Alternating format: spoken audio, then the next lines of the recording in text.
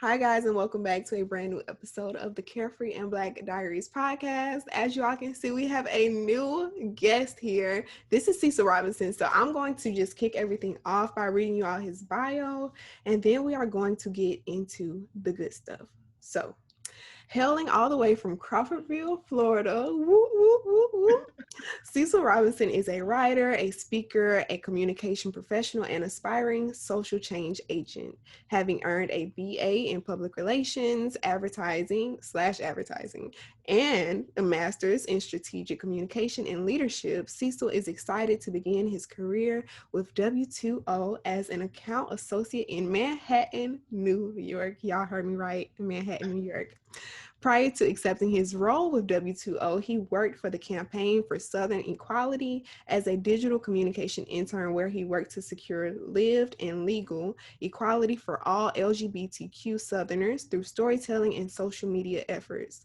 Ultimately, his aspirations are to continue combining his passions for all things PR and diversity and inclusion work in an effort to aid disenfranchised communities, reinforce positive representational images, and lastly, break down systemic barriers which affect the way minority community members navigate in the world. And that's what we love to hear, Cecil. We love to hear it. We love to see it. So, Thank you. we are happy to have you here, and I'm sure the listeners, after they start getting into this episode, they are going to agree with me. So I wanted to have Cecil here because he wrote an article back in May of this year. And the title was "You Weren't Rejected, You Were Merely Redirected." And I read it, and you read me. Okay. I was reading it, and it was reading me back. So I was like, wow. And I think I messaged you, maybe it may have been like 2 weeks later. And I was like, I need to have you. Yes, I honestly, I want to say it was maybe like either a week or maybe 2 weeks, but I remember getting it on Twitter. I remember Yeah. you being like, okay, so I need you to drop your schedule. Let's link schedules and we'll figure this out. I was like, it wasn't that long because I was reading it and I was like, how does he know this about me? Like, how are we living the same life? So Cecil graduated his master's in December, and so did I. You all know that. And when I read the article, it was just so just true and so honest. And I was so proud of him for being so transparent about your journey and your struggles. And so we're all about transparency here. We're all about like self-improvement, sharing the best of life and the worst of life at the same time. All of it. So I was like, we got to have you. So with quarantine and everything, it was kind of hard for me to work on like scheduling and stuff, but here we are. We're here now. That's all that matters. That's all that So matters here. Cecil, I was thinking earlier, you all don't know, but Cecil and I went to the same school. That's how we met. You went in high school, right? No, so I joined my sister at FAMU DRS. It was my 8th grade year. I think it was her 11th grade year. Okay. because we had Okay. because I was still down in the Wakulla County school system, and she had already left. And Okay. she was like, okay, you need to come on, like just follow me, like you'll meet a whole bunch of new friends. And I was like, Crystal, no. I was like, I don't want to leave everyone. I was like, we basically grew up in this small town community. And then she was like, no, like follow me to Tallahassee. And I was like, I don't know anybody in Tallahassee. Right. So I came there 8th grade year, and I actually only stayed at FAMU for like a year, my 8th grade. Okay. I was thinking about it earlier and I was like, I don't think he was there in middle school. I was like, I feel like I was in high school and he was 2 grades behind me. So I was right about that. You were 2 grades behind me, but you were in 8th grade. Okay. Yes. Okay. I'm glad my memory served me right on that one because I was like, I feel like I was in high school, but maybe he wasn't. So, okay, good. I was in 10th grade. Cecil was in 8th grade. So that is how we met, you guys. And I tell them all the time, if they have been listening for a long time, I'm like, I went to an all black school. So Cecil can attest I to can this. attest. Honestly, listen, I came from a all white school system and then jumped from all white to all black. And that was the first time I had ever seen anybody else look like me. And I was like, this is different. I said, this is different. I was like, there are no white people. Like, there's no white teachers. There's no white students. I'm like, even the cafeteria ladies are black. I'm like, you don't get that down here in Wakulla County. I'm like, everybody's white. So honestly, it was such, I really will say, it was such like a culture shock just coming from the norm of, and I was actually just talking to my parents about this, of like, walking through the halls of like my elementary or middle school, and it's like randomly just being called a racial slur. Wow. Just because that was something that the kids were like, oh yeah, my parents told me that this was something that we can call each other. And I was like, I don't know what that is. But I remember one of my like middle school teachers, my seventh grade teacher, because it was like right before I left to come to FAMU DRS, one of the students had called me a jigaboo. And at that time, I was like, I didn't even know what a jigaboo was. So I was like, wait, what is that? And so I repeated it, and I had like this blank look on my face. And my teacher, who was this like short, very petite little like white lady, she was like, cut her head, and she was like, don't you ever say that. And I was like, I'm just repeating what he just called me. So right. I'm just trying to figure out what the term means. And she was like, no, like, don't, like, she was like, no, don't, like, she was like, no, like, don't repeat it. And I'm just sitting there like, I don't know what it means. And she was like, it means this. And I'm like, okay, so how are you going to reprimand him? And she was like, well, just take it as as a learning experience. I'm like, okay, but this isn't the first time that I've heard this term used, and other students have, they've called me a slave, they called me their monkey. Like, it's just so many things. So I'm like, okay, how many passes do we give these students if these are supposed to be teachable moments, but we're just letting them slide? So as I was stating, it was definitely a culture shock, and like coming to this like institution or just academic setting where it was nothing but Black excellence. Like, you had Black scholars, teachers. Like, my favorite teacher to this day, and I still keep in contact with him, is Mr. Walker. Mr. Walker is my go-to like mentor, support buddy. Like, any move that I make, I feel like I have to run it by him first. Mm-hmm. Same. And I never took his class. But he knew everyone at the school. He knew your parents, your brothers and sisters if you had them. Like, yeah. Mr. Walker is just like T. Like, he's just T. I love it. Yeah. He's the best. And like, it was so crazy even during my high school graduation, he showed up there and he was like, hey, like, him support you. And like, he still keeps in contact. Like, literally, like I said, if I'm about to make a move, or if I'm about to make any type of like monumental, just like life change, I'm like, oh, let me ask Mr. Walker first, because I need him to read me if it's not going to be right, or if I need him to like amp me up if I'm not feeling 100% about it. So he's just one of those people that like I can definitely say that coming from FAMU, although I only spent a year there, that was one of the best things that I could have like been given, was that relationship that I built with him. Definitely. And I feel like it's not impossible to get it with white teachers and professors, but it's definitely more common with Black, professors and teachers, just because we relate to them. Like, they know the struggle, they know the things that we have to go through. And listen, y'all don't know Mr. Walker, but let me tell you, he will drop anything on his schedule to come and support you. If he can make it, he will be there. He will be there, and then he will look the flyest in the room at that. We have to add the wardrobe. The wardrobe nonstop will be stepping on next. And I'm like, okay, first of all, the rest of us were coming in sweatpants. You came in like designer. You just like, yeah, I just pulled this out the closet, something last minute. I'm like, sir, you brought labels. We brought sweats. Something's not adding up.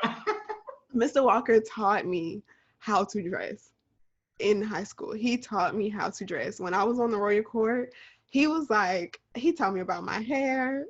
We had our differences with the natural hair thing, but I think he got over it once I got to like 12th grade, because at first he was like, you need to do something with your head, put it in a bun or something. And I was just like, well, no, it's just, it grows like this. And he was like, do something to it. But clothes, makeup, he was just like everything, and still is every time you see him, I don't think I've ever seen Mr. Walker in just like a t-shirt. Like I've never seen him in just like a t-shirt. No, and it was so funny. So I actually went to one of the protests like maybe about a month or so ago, and he happened to be working out in that same area. And I saw him, and even his workout clothes, nice. I'm like, how? I'm like, give the rest of us a break. Right, Just come give us a on. chance. I'm like, just give us a chance. I'm like, that's all we want. You're out at a protest, sweating. You probably have on something comfortable, and here he is. Just, him working out. He's like, yeah, just found some stuff to work out in. I'm like, that's just not some stuff. I'm like, that's an outfit. Right. So, I but aspire. yes. I aspire. That's my level of like extra that I aspire to be. Yes. So I wanted to have you here so we can really talk about rejection and how we deal with rejection and kind of the inevitability of it. Because as long as you're going to live, somewhere down the line, you're going to face rejection. And like I said, I related to your story so much because I grew up basically getting everything that I strive for, like honor roll, awards, principals list, all of this stuff. And so once I reached a point in my life where I was told no, I was kind of like, what? Where we did that at? What? Where we What did is that it? at? You telling me no? So I was so happy to hear that you had that same feeling with it. And it can be really hard to deal with when you're so used to hearing yes for everything. So I jotted down some questions to ask you so we can just kind of get into that. And then at the end, we have questions from listeners that they sent in. So we'll do that at the end. Yes. Yes. All right. So the first question. We both graduated in December with our masters, and we both, even though you have a job right now, like before that, we both struggle with finding a job post-grad. So for me, I wanted to share a little bit about my story. I graduated in December. The school that I graduated from, Florida State University, they have a program called the Los Angeles Television Experience Program. And so my 2 years at FSU, I just knew in the back of my mind, I'm like, when I graduate, I'm going to get into this program. Like, it's no question about it. Like, I'm going to get into this program. Like, it's going to happen. Right. So, I'm trying to manifest it and bring it to life, So it comes and I submit the application. And I think they were like, we're going to let you all know in November. November comes, November goes. And I'm like, okay, graduation is coming up next month. I need a plan. So I'm like, okay, December comes, December goes, graduation comes and goes. And I'm like, I still haven't heard from them. So maybe I just didn't get it. So I just kind of like coached myself into being okay with that. And then in February, I'm at work. At this point, I was working as a secretary at a law firm. So I'm at work and I'm like filing some papers and stuff. And the email pops up on my phone and it's like, hey, congrats for the Los Angeles Television Experience Program. We're going to reach out to you guys in a few weeks to work on scheduling. And I'm like, oh my God, like it's happening, even though it took months. And then March comes. And it is the day of my Zoom interview, I get to this office and I set the computer up and I'm like sitting there waiting. I think my meeting was at 2. Like 1:48 comes and I get a message and they're like, hey, we know your Zoom is supposed to be in a few minutes, but there's this virus right now, so we're trying to figure out what's going to happen. And I'm like, are you kidding me? Because at this point, it's like March. So like some people knew about COVID, but not everyone. So I'm like, what is going on? And I'm like, oh, really? Like another setback? So it was really hard for me to come to terms with this not happening because it was supposed to happen in May. I was supposed to fly out there in May and then just be working out there, So I went through like this depression because I'm like, I waited 2 years for something that I just knew was going to happen. This was my plan. This was what I felt was going to put my feet in the door. And now I have to reconcile with the fact that it's not happening, at least not now. So that is my story. So can you tell us a little bit about your story when dealing with like rejection and setbacks in your job search? Whew, you ready? Yeah, we ready. Okay, so very similar to you, I graduated from the University of West Florida back in December with a master's in strategic communication and leadership. Very similar to you, I had all intentions of moving to New York, like I'm talking about right after graduation. Like I had already set up in my mind. I had already applied. I had been applying to jobs just because I'm one of those people where I'm like, okay, graduation's approaching, but I want to have something already lined up at least 4 months in advance, just so I can like calm my own worries about the future, about what's coming next. Because something about me is that I am very I'm just I'm just always anxious, but especially when it comes to like my just like the security of my future, something about it just kind of just sets me off on my nerves. And so I had started applying to jobs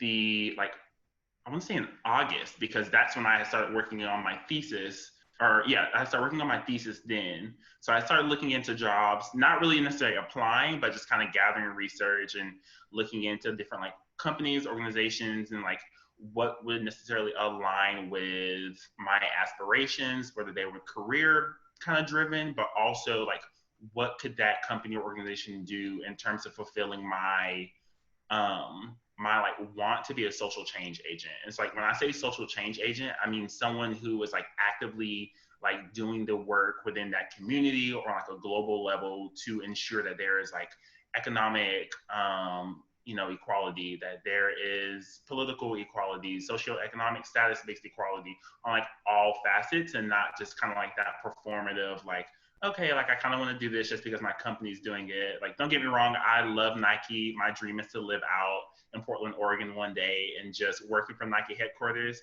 But I know that Nike is extremely performative when it comes to a lot of their allyship. And so something that I kind of struggle with is, not necessarily just putting myself in a position for an organization or a job that, would just be like, okay, hey, I just need to have something just so I can have something. Like I want something that feels like it's kind of pushing, giving fire to my purpose.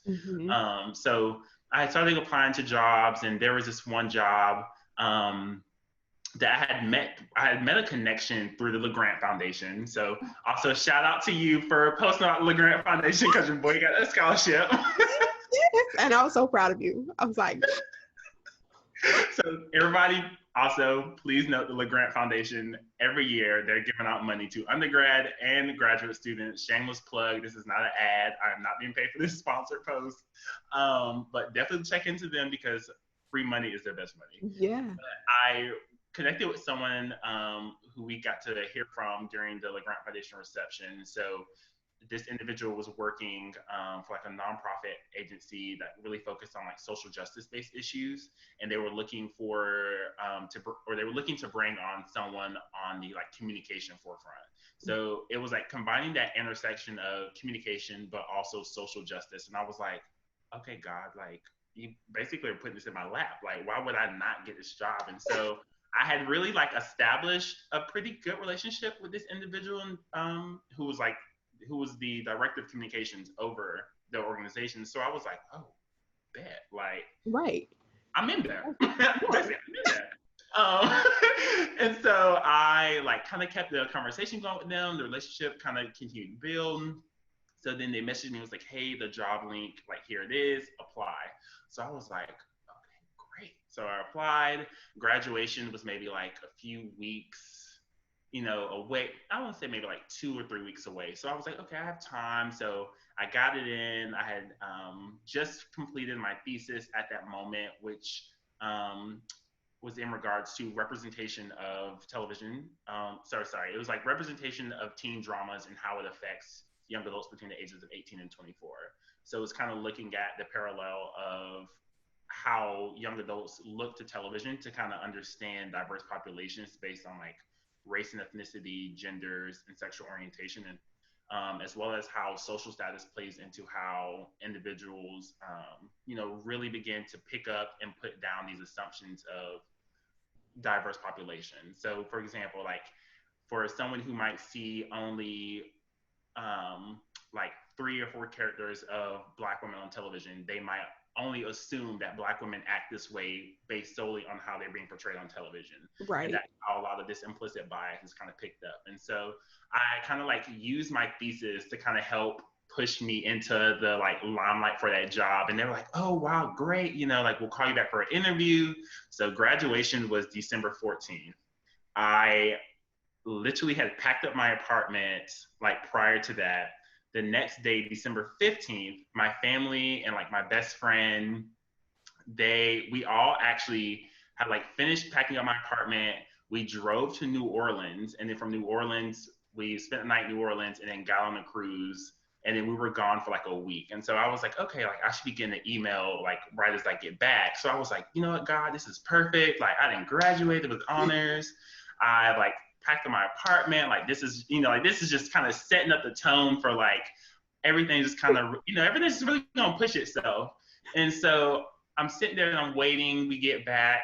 So as soon as we like hit land, I turn on my phone, and my mom had already told me, and she was like, stop checking your phone. Like what's meant to be will be. And I was like, okay, girl, I ain't trying to hear that. I'm like, girl, I ain't trying to hear that. Like, right. Like, okay, like, I love you and everything. And, I know that you were right, even when I don't want you to be right, but girl, get out my face.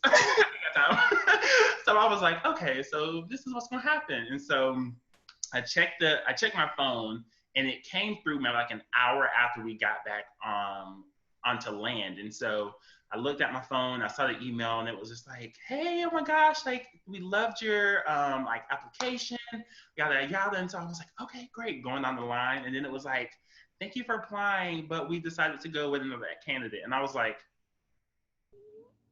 that was rude. I was like, that was rude. I was like, y'all could have just told me that from the beginning. But also, I really would say that it just kind of during that moment, it hit me.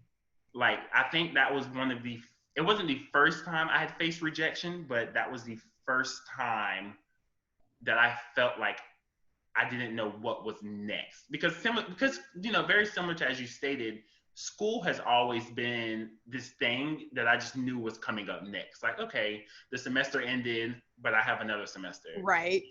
Undergrad finishes, but I know I'm going to get my master's. Right.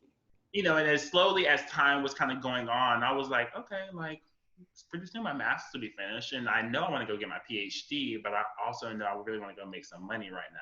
So I was like, okay, so at some point, I'll have to think about life without school. And I was like, okay, but that's not coming up anytime soon. Like, let me focus on the now. I'm living in the moment. And before I knew it, that my last fall semester like zoomed by. And I just I remember like being out one night with friends, and I was kind of sitting there. I was sitting there because, I lived in Pensacola. So we were so close to the beach. And so we were all at the beach, just like having like a bonfire on the beach. And so I'm sitting there and I'm like, my life is about to change. Like, I was like, my life is about to change drastically. And so I sat there and I was like, okay, so I don't know what's next. So, and then after hearing back about the job and kind of being denied on that, I was like, okay, so I need to pick myself up, by the bootstraps and kind of keep it going. And so I had started applying to more jobs, started looking into more jobs. And like I stated previously, I'm somebody who I like to be organized. Yes. I developed this like Google Excel sheet that it's like a running list of every job I've applied to prior to my graduation, but also like after my graduation. And so I think it was like starting from like November till maybe like June, there's like a list of 80 jobs I applied to, and I have them color coded. All 80 jobs were in red. For no. It literally, and I would kind of go through and like after every letter, and I still have like a file on my phone or in my just like in my email catalog, and it just says rejection letters. It's like I found myself kind of like going back and reading through them, and I was just sitting there, and I'm like, this has never happened. Like I don't know. It wasn't one of those moments where I was like, no, like I'm one of those spoiled kids where like, no, no, no. Right. I don't want to hear no. It was just one of those things that was like, I've done everything I've needed to do. I've worked twice as hard as my classmates. I literally have stayed up. I have done the work. I have put my best foot forward, and it's not enough. And I think that was what kept like just turning over in my head was, but it's not enough, but it's not enough, but it's not enough. And like every letter, I would just read it, and without even reading the letter, my eyes would automatically scan for congratulations or we decided to go with somebody else. And Mm-hmm. as soon as I would like opt out of seeing congratulations, my mind would immediately be like, not enough.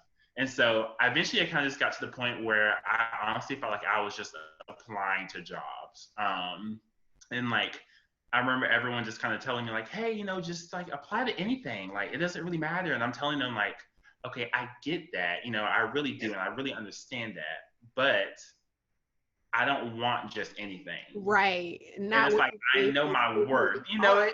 and it's just one of those things where it's like, like I honestly, and I'm thankful, I'm grateful to be that I was in that position to be able to say that I know my worth, and I know that I am not just going to go and get any type of job, because I know that there are some people who are not, who are not as blessed or who are not as privileged to be able to say that, I'm just going to kind of keep holding my, I'm just going to keep waiting. Like, like I'll just kind of bask in the wait and just let everything happen how it's supposed to happen. And that's kind of what I did. But I also took measures into my own hand, and I'll kind of get into that a little bit also. But, I just kind of sat there and I was like, okay, no, like I know that something better is coming from what's being given to me. Yeah.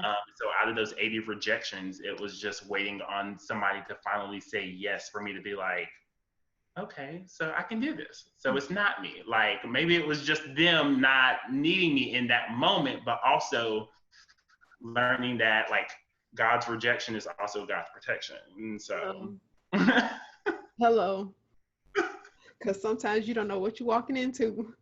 listen, listen, listen. And honestly, I have the best like kind of story for that also is that one of the jobs I applied for, and I was like super gung ho about it because it kind of like intersected with all of my like wants and needs. And so I was like, okay, this is great. So I applied for it and kind of waited and had an interview. And after that interview, I was like, wow, like I really cannot wait like to get back to, to hear back from this job. Like I know that I'm going to get it.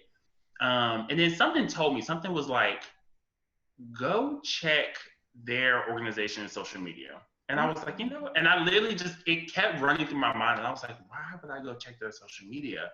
And so I went and I checked, and this was actually during, not necessarily the highlight, but this was during like right around the time when the country was starting to stir or become just not, I wouldn't say the entire country, but when I would say white America was beginning to become a little bit more aware in regards to racial issues, but also racial injustices. So in regards to Ahmaud Arbery and George Floyd, I remember applying to this job, and I'll be frank, it was with SC Johnson.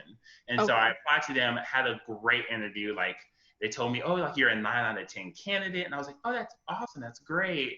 And so then after the interview, I was like, you know what? Let me just go check their social media to see, because everybody had posted their little black squares, but also people were like releasing their statements, and it was so interesting because SC Johnson had not posted anything, nothing about Black Lives Matter, nothing about LGBTQ plus issues, nothing about trans rights issues. And so for me, as somebody who lives at the intersection of being Black and queer, it was extremely eye-opening for me to know that if an organization is not being upfront about how they see these societal issues, how do you think they're going to feel about somebody who lives at the intersection working within their organization? And so I took that moment for me being like, okay, God, if you want me to be with them, I'll make it work. I'll make it work. But I also know that if you want to protect me by letting them call me back and saying we went with somebody else, I'll gladly say no, thank you. No, thank you. Y'all have a good day. Like, y'all have a good day. And so then it was also just a little bit more research into them and realizing that like they had a couple of like instances or issues in regards to, you know, some of their like previous Black employees, and also realizing that, you know, this isn't something that's major, but for me it kind of is being the sole Black individual on that team that I'd be working on. And it's like, okay, I've been in that position before. It's taxing. And it's like, you don't have time to be teaching your coworkers about how to be an ally, how to speak up against racial issues and whatnot when you're still trying to do your 9 to 5 job. And so Right. I was like, you know what, God, like I really think that was you protecting me. And so I don't hold any grudges with God about that one. Now, maybe some of those other 79, I'm like, when I get up there one day, we're gonna have to talk. Like, you kind of put me through it for a little minute, but I'm gonna show grace. Like, just let me holler at you real quick. Can you just tell me why? Right, like God, like really, like God, come outside. Like me and my homegirls really are not going to jump you, but we really gonna put something on you. Come outside. Cause you honestly, cause you did us dirty. Like you did me and my homegirls dirty by not giving us jobs. So That is, oh my gosh, so relatable. But he did save you with that one, and he may have saved you from some of the other ones too that you may not know here or at this time. So we'll see. But still proud of you because you got a job. Thank you, Lord. So, next question. I love how you spoke about comparison in your article. And with social media being such a major component of our lives, it is very hard for us to separate our virtual selves or our curated selves with these images that we post on Instagram, Twitter, Snapchat, Facebook, LinkedIn, all of these social media outlets. We can start to compare our real lives with other people's curated lives. So, how can we practice not comparing our life to other people's lives or what we see of other people's lives? ooh, see, and that's hard because I know. See, I'm one of those people where like I'll have these like great like phrases and great things, and I'm like, oh, you know what? Like I need to write that because this is so true. But then I'm also telling myself like, you writing for everybody but yourself. Like you need to take into account what you're writing for. So, I mean, you sit here telling folks like, hey, like comparison's a thief of joy. But yet you sitting on Instagram being like, dang, I really wish I was them. Like they are really killing it right now. And it's like, dang, their LinkedIn is really popping right now. Like I really wish I was like them on LinkedIn. So I think for me, something that I've had to learn, and this has been over the course of like years, because I'm one of those people where I'm extremely transparent about like my mental health journey and like how I've struggled, especially with like depression and anxiety. But I think for me, in terms of how I cope, is that sometimes I have to just shut my social media off completely, where I will log myself out, delete the apps. But I'll also tell my friends to kind of like we'll hold each other accountable. So for example, my best friend, like with him, like I'll call him and say like, hey, like I'm just feeling real hazy, like not really sure what it is, and I'm like, I just think I really need to just kind of distance myself from social media and just really, just really a lot of things. And he's really quick to be like, okay, well, let's just take a social media hiatus. And I'm like, yeah, he's like, okay, let's do it. And I'm like, yeah, and he's like, no, let's just do it. Let's do it. We don't have to talk about it. Yeah, he's like, we're gonna talk about it. Let's just do it. And I'm like, okay, perfect. So I think going on a social media hiatus is one thing, but I think also, and I don't see that it's coming from a place of malice, but I think it's coming from a place of understanding that it's doing what's best for you, is unfollowing anybody who makes you feel as though you yourself are incapable of just feeling any type of worth. Mm-hmm. So I know for me, like I love, love, love following, all of these different like celebrities, these different activists, these different like communication professionals, like who we hear about and see about, and I'm thinking to myself like, wow, like, this is great. Like, I just really love the content that they're putting out. But I also sometimes feel myself kind of comparing my life and comparing my experiences and comparing my journey. And I'm telling myself, you were in two completely different races. Yes. Like, and this is coming from somebody who ran track, like in college. And so I'm telling myself, like, like you're running, like for example, I'm like, you're running a 400, they're running a 200. Like, their journey is swift. Your journey, you got a whole another 200 meters to go. Like, just keep living, keep living. And so I think that's something for me that I've had to learn, is that I personally cannot allow myself to deplete who I am or who I want to become based off of what I'm only getting maybe 10 seconds of on social media, because we know it, everybody. And I know that some people might argue like, no, like what I put on social media is extremely, transparent, it's authentic. And I, for one, have tried to do that as well. Like, something I love to do is just write these sticky notes, and then on the sticky notes I'll have these long like descriptions about these sticky notes about what I'm talking about. So one phrase or quote that I always go back to, is that sometimes rejection is also protection. And so, when that's just something that I have to look at, and I have to tell myself like, okay, like sometimes you might be rejected in a sense, but as I stated earlier, that could be a bigger form or a bigger aspect of some type of universal energy protecting you. Like whether somebody's religious, they don't really want to say that they believe in like God or any other type of like religious affiliation, but just looking at it in a sense that there is something out there protecting you from something that could either deter you or harm you in some type of capacity. And so I think really for me, it has really just been understanding that like with social media, everybody puts on the front. Like, I don't care who you are. Like, in my mind, and don't get me wrong, I love, love, love me some Shonda Rhimes. Like, I live by Shonda. Like, Scandal and Olivia Pope are by far my like go-to. Like, if I ever feel myself being like, you know what, like I'm just really not feeling myself, like I really compared myself, I go back to these like Olivia Pope quotes that I have like on sticky notes in my bathroom mirror, and I'm like,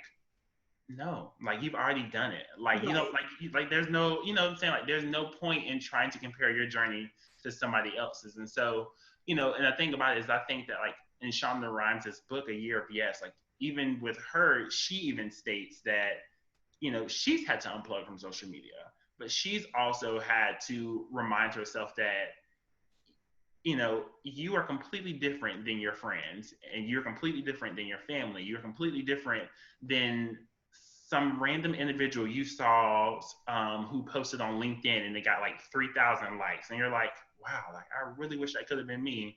But also at the same time, you don't know what it took for that individual to get to the point that they are. Like, that person could have been denied from 80 plus jobs just like you, and they probably will never talk about it.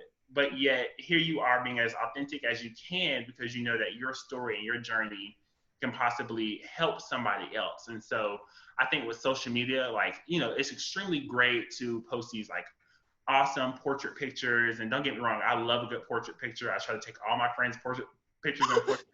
But I also understand that sometimes it's okay to show the side of you that you typically don't want to put up in front of everybody else, because sometimes your story alone can be resonating with somebody else, even when they themselves don't really want to go out and be public about it. So that's really my biggest take on social media. Again, I love it. I mean, we're both communication professionals, aspiring to get into this field. We both have comm degrees, but we also know that like with social media, like we have to use it for work, but also understand it's stressful. Like, it's stressful. Like, even with the news, that's something that I have to tell myself, like, turn off your notifications. That's something also. I turn off my notifications. Like, my notifications for social media are not on my phone. I did that too. And I did that too. It's so good. It is. I did it like a week ago. I was like, I felt so much anxiety, and I was like, let's just cut these off. And ever since, just like, honestly, cut them off, because I think And you stated it in one of your previous podcasts, but I remember reading it also in a book where it's talking about Black trauma Mm-hmm. and how we continue to, just re-experience it all over again. I really felt myself like I felt like my chest was just tightening every time I got a new news alert because it always seemed to be about an African American person being killed. And it was just kind of one of those things that I was like, okay, I'm already dealing with the stress of, not being where I want to be, but I'm also dealing with the experience of being Black in America and seeing that my brothers and sisters, and that and just that my Black siblings all together continue to be killed. And so it's just something that like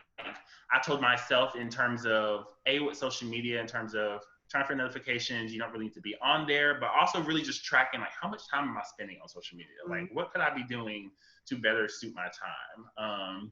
And also just turning off your notifications in general because Lord knows I cannot keep doing the news. I couldn't keep doing. I just couldn't do. I couldn't do anything. I was like, this is too much. This is way too much. It was a lot, and I have gotten to a point where it's like I want to watch the news to stay informed about what's going on, but at the same time, it's like you have to choose your battles because it's like either you're going to stay informed or stay stressed, or you limit the time that you are intaking all of this information and you still get informed, but you are easing your anxiety at the same time because with COVID, with Black Lives Matter, with trans issues, it was just a lot. It was a lot. And I'm like having my eyes stuck on the TV, watching the news for hours and hours on end, and my brain is just like melting because I'm like, oh, when does this end? When is this going to end? And honestly, it's one of those things where it's like you're telling yourself like, okay, like there has to be some type of end in sight because this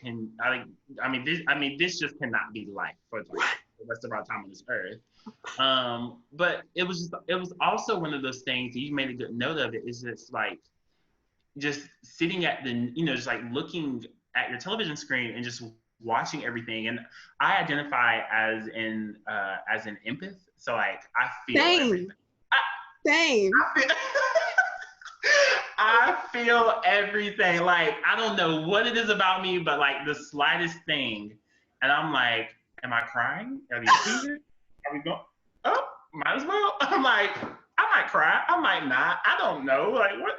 Like what's the point? So just seeing everything on the news, and then just like reading about people at these protests who are being injured, and it's just there's just so many things that I just felt like I literally just felt like I was crippling. Mm-hmm. And it finally took me just like having a nice like little breakdown in my truck the other day, or not the other day, a little while back, at like a stoplight, I think. And I like sat there and I was like, this cannot be it. Like this cannot be it. Like this cannot be it for me as a whole. Like I'm back in my hometown I grew up in. And I remember telling myself, I have it in my journal still, that I was like, when I get older, like I won't come back. Just one of those things that you're as a kid, you're like, like I'm gonna go see the world, I'm gonna travel, I'm gonna be something. And it's just like, but I'm here still. And it's just like, this no, like what happened to the little kid who dreamed big? Like the kid who was not afraid to reach for the moon. Like, we're reaching past the stars because there's footprints on the moon. So it's like, just like what happened to that little kid? And so I think for me, it really, it just finally took me to being like, okay, like God, you got it. Yeah. Like I thought I had it. I don't had have it. I thought I had it, and then you humbled me, and then you kept humbling me. Yeah, same. Oh my gosh, our stories, and you just inspired me when you were talking about being transparent on social media and posting things that aren't necessarily like, I don't want to say Instagram worthy, but like Like that's definitely it though. Like yeah, that's definitely like Instagram. Like I literally will tell my friends, I'm like, is this Instagram worthy? Like, is this it? Like, is this yeah, something I should post? Like, is this something that will get me likes? Like, what is it? Like, I feel like I'm an influence, like I'm a mini influencer in my head because I'm like pre-planning content. Like, oh, like if I go here, like maybe I could take a photo like this and they'll get me this amount of likes, this amount of engagement. And I'm like, sir, who do you think you are? Like, humble yourself. I'm like, humble yourself. Like, you are not making moves. Like, you are not making money off of Instagram. Right. You need to humble yourself. Like, So, step back for a second. right. Like, honestly, I literally think of the video and like anytime I'm like telling myself like, okay, like maybe I should really like kind of start pre-planning some content. I think of the video of like Miss Minnie and Miss Juicy from Little Women Atlanta, and they're looking at each other like, what the hell we gonna do? Like, what you gonna do? No, that's not it. So that's honestly, yes, Instagram worthy content. That's what plays in my mind too. So you are not alone when you say that. Okay. Okay. I'm glad I'm not alone. And you inspire me because I actually I'm looking at my mirror right now and I have like post-its down each side. But there is one, my mirror, not my mirror, my window is over here. And there's like one literally just by itself over there. So I'm going to post that one on Tuesday when this podcast airs because I just feel like it's so, and I'm not going to tell you what it says, but I'm Okay. going to post it on Tuesday and I'm going to tag you because it has just like explained my entire experience with Mm-hmm. COVID, with the rejection, with depression this year, because I have been depressed this year. Mm-hmm. And that was kind of why I stopped posting podcasts because I'm like, I'm not in the headspace to talk Mm-hmm. about anything, to try to help anyone when I can't even help myself right now. So while I was trying to get out of that, something told me what is on this sticky note. And so whether you say the universe, God, I say God. And I was like, okay, like I heard it. I was like, okay. And I wrote it down and I stuck it to the wall and I have been like using it every day since. So you inspired me with that. So I'm going to post that on Tuesday when this Yay. podcast. So thank you for that. The next question. So in the article, we kind of easing into what we were just talking about. So in the article, you mentioned that your mental health began to suffer due to the pressure that you placed on yourself. And that happens with so many of us. So how have you worked on taking some of that pressure off of your shoulders? Ooh, yes. So I know, so initially, and very similar to you, I know in the sense when you say you stopped making podcasts, for me, I felt like I stopped living per se. Like I honestly felt like I was just existing because A, we were in quarantine, so I Mm-hmm. couldn't go anywhere. And like for me, my safe space is going to the movie theaters. I love taking my, you too? I love taking myself. Right, we're moving. I love taking myself out on like these little like small just like self dates. Like these are my moments where I just decompress. Like I'll go to the movies by myself. I'll go to dinner. Like that's one thing I can say I thank God my mom taught me is that like treat yourself. Yes. Honestly you cannot treat anybody else if you can't learn to treat yourself. And so for me, like going to the movies, going to dinner, that was just something that I was like, okay, like this is how I decompress. And so with quarantine, and when the AMC was like, yeah, we're shutting down, I was like, I know you lying. I was like, I know you lying. So what am I supposed to do? Because y'all my safe space, and clearly your boy's pretty riled up right now. So where am I Yes. supposed to go to watch some movies, just kick back and relax for like 2 to 3 hours max? But like I stated earlier as well, like I'm a runner. Like I ran track all throughout elementary, middle, high school, and college. And so for me, I would say running and working out in general has just always been a very nice outlet. And so it took me actually falling out of love with my passion for running and just exercising in general for me to kind of learn that like okay, so you need to have more than one safe space slash outlet to in order to really just kind of like center yourself. And so I would say for me in terms of like how I've been centering myself with my mental health is that I've been running a lot more. I've always loved writing in my journal. Ever since I was like middle school, it's just something I've always kept. It's been extremely just like helpful for me, like mentally and emotionally, just like when I've been dealing with things. But I think also now more than ever, and now that like it's been hard to like you can't really see your friends, you can't really travel. For me, it's just really been writing in there like, okay, so today just wasn't that type of day, but tomorrow is going to be better. And it's like I don't know if it will be better, but I know that I'm going to put my best foot forward in terms of trying to make it the best day. And so really exercising, like I said, really just writing in my journal. And I'm very transparent about it, but I'm somebody, I kind of stumble a little bit with my faith, just because again, like I live at that intersection of being, gay and black, and so for me, it's hard to really kind of put my best foot forward, and try to pursue a relationship with Christ or try to pursue religion when I know that religion has been used against me time and time again. For me, I went to a private Christian college in undergrad, and so that was something, it was extremely forceful in terms of like our beliefs, our what we were restricted to do. We had mandatory chapel, and so that really also kind of played a part into how my relationship with religion has kind of suffered a little bit.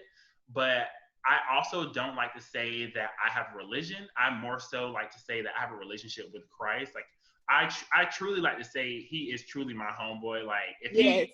if he was a person, and I feel like sometimes I just talk to him like even when nobody's around, I'm like, okay, listen. So here's the tea. Like this is what's really going on with me.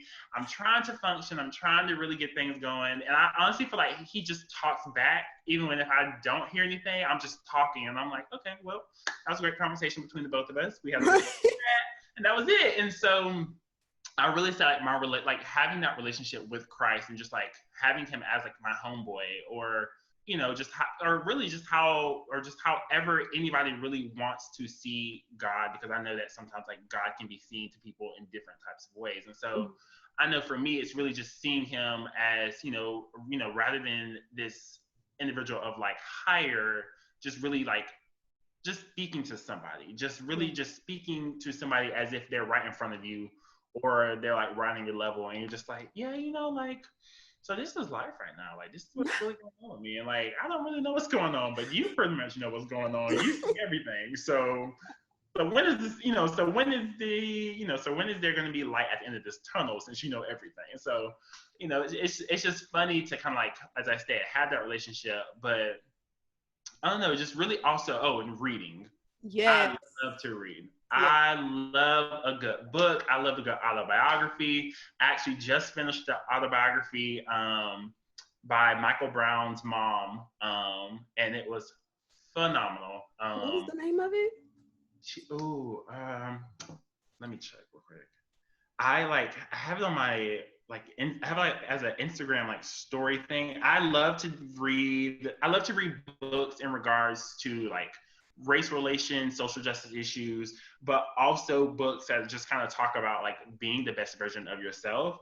And one of the books that I finished shortly before that book was More Than Enough by Elaine. And we talked about that on the last podcast episode too.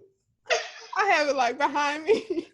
And it was so good. Oh my! Listen, I thrived. I truly did. So Michael Brown's mom book was called "Tell the Truth and Shame the Devil: The Life, Legacy, and Love of My Son Michael Brown." Okay, I'm writing that down because I want to read it too. And it was phenomenal. But I will also say I read another book like right after I got done reading that one. It was called Dear Martin by Nick Stone. If you love The Hate You Give, you would really love this one. Okay. It's so good. Down too. Honestly, I have book recommendations for days. I love. So I can look at your story and find all of your book recommendations. Okay. Yes. But honestly, I will say those are things that have really just kind of like helped me get through like rough parts within my mental health, and just kind of like rough parts like even within my own self, because I know sometimes I am my worst critic. Like I am the person who will beat me down the worst, and I'm like, my mom will tell me all the time, my mom and dad will, they're like, nobody else thinks that, and I'm like, yes they do. I'm like, yes, they do. And my mom's like, it's just you. And I'm like, well, that's the worst person to say it to, like I'm the worst I'm person. saying. So, so it's like you're having this like internal struggle, but you're also having this external struggle where you're trying to be your best version of yourself, but you're just kind of like, you're just having a hard time trying to make sure like, okay, am I putting on a face for everybody? Am I making it seem like I got everything handled like Olivia Pope would, when in Right. fact, everything's up in flames, and it's just like, what is going on? So those, I would say those things are definitely how I've been able to kind of really help my own mental health and kind of coast throughout my mental health journey. It's honestly one of those things where I'm still learning and I'm still rocking with it, but I think those are things that have really helped me the most. It's a process, and we pretty much have the same thoughts because I have had to, with the movies being closed, and I actually was riding to the bookstore yesterday with my mom to get I had to get the new copy of Vanity Fair with Viola Right. Davis on the cover. So I was like, while we were on our way out there, I was just like, I really miss the movies. And she was like, well, I'm good. I'm like, I know you're good, but I like going to the movies by myself. Like, I will go in the middle of the day. I would go in between classes when I was in college and getting my master's. I would just be like, okay, I'm leaving campus. I'm going to catch this movie. It's like an hour and 30 minutes. I'll be back by 5 o'clock. Right. Because it was just like my safe space. You're by yourself. You don't have to worry about anyone talking to you. You can work out your thoughts. You can be distracted and not worry about the world outside while you're watching this movie. It's like you enter into a whole new landscape. So I was telling her yesterday, I was like, I really miss the movies. Like I said, I'm okay with everything else being closed, but the movies, But because not the movies. not the movies. Not you. Not you, not you. It's not the same as watching it like at home, It's not. Honestly, it's not. It's like you're paying for the experience. Like Yeah, that's why movies are so high. yeah. I honestly like I am a strong advocate for being like, okay, movies should not be high, but also you're paying for the experience. Like you're paying for that solitude. So Mm-hmm. like you're paying for that solitude. But Yeah. I think honestly you made a good point about just really like just taking as much time as you need at the movie theaters. I know when I was younger, I used to like when I first got my license, I used to be like, okay, well, I'm gonna time all my movies just right. I'm gonna be here from this time to this time, and I'm gonna go see 3 movies in one day. I'm just gonna walk around the movie theaters. And honestly, I really feel like people at AMC, they would see me, and I was like maybe six. I was like 16, so they would see me and they'd just be like, "Don't worry about it." Just leave him alone. He's And I'm thinking to myself like, if you see me, I see you. So don't worry about it. I'm good. You good. Let's just both live our lives. Like you do your job. I'm gonna go watch another movie. but, I'm, okay. but I'm also gonna come back and get a refill on this slushy. On my way out the door, I'm like, all right, let me just refill this up before I get in the car. I'm like, I didn't pay for it. I might as well. Right. I don't pay $7 for a cup like this. I'm gonna get a refill. But I will say, I honestly, this is probably one of the craziest things I think I've ever done. So I had kept my cup and I had like cleaned it out when I was back in college because it was one of those like plastic cups. Mm-hmm. And so one of my homegirls, she was like, "Oh, like we can all go to the movies." And typically I was one of those people where I was like, "I'm gonna go to the movies. I don't know what y'all are gonna do." But then I was thinking, and I was like, you know what? I'm thinking, so she carries a rather large purse. I could put my cup in his purse. So honestly, it was so crazy because and like within her purse and with our other friend's purse, I think we had like some hot Cheetos. One of my other friends, she went to Taco Bell. Me and the other friend had like hot wings and pizza. And I like pulled out the cup to go like fill it to get the icy. And I'm just sitting there thinking like, honestly, we are some scammers, and I'm not mad about this. I'm like, we are a very like good, like close knit group of friends. I'm like, we just busting in with tacos, pizza, hot wings, hot Cheetos. So Have not lived if you have not snuck food into the movie theater. Like you haven't we lived. scamming the system. Listen, this is honestly, we thinking about it. The system has scammed us, so we're just really getting back what we are due. Hello. Okay. Hello. No, we might not get our 40 acres and a meal, but we're gonna get our free icy. Everything counts. Everything. Everything. Okay. So the next question, you said we were talking about, so in your article you talked about how you had received all these rejection letters, so the 80 different no's in your Excel sheet. So when you start getting so many no's, it can be easy for us to, and you kind of touched on this earlier too, it can be kind of hard for us to separate that no from who we are as people. So when we hear no, we think, what's wrong with me? Like, what did I do wrong? So how can listeners, and me too, because I want to know too, how can we separate that rejection from our worth as a person? Ooh, honestly, I think that's something I find I'm still trying to figure it out myself, because like even though I just recently like just accepted that job offer, I'm still trying to unpack the rejection that I did face. And so I was initially thinking that, okay, like once I got this job, or like once I or like just once the job offer was given to me, or when they told me that I had gotten a job, you know, all of that, all those feelings of rejection and that mentality that I kind of had like developed or adapted would kind of just cease to exist.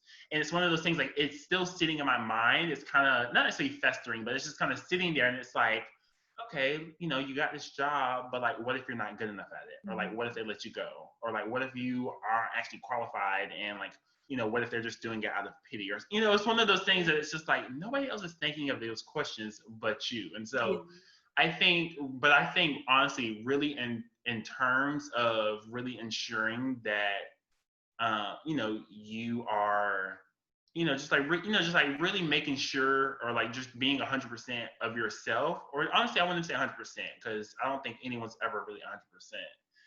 It really stems. I'm trying to find the best like way to put it, but I think it starts with understanding that you need to be broken.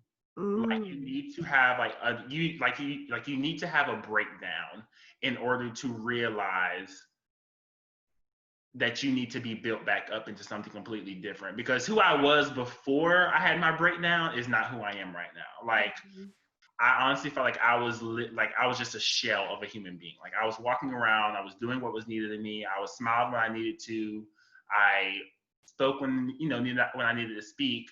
But I think as of right now, I'm somebody you know who's living rather than just existing. Mm. Like I'm finding joy in things that I had once thought I would never find joy in.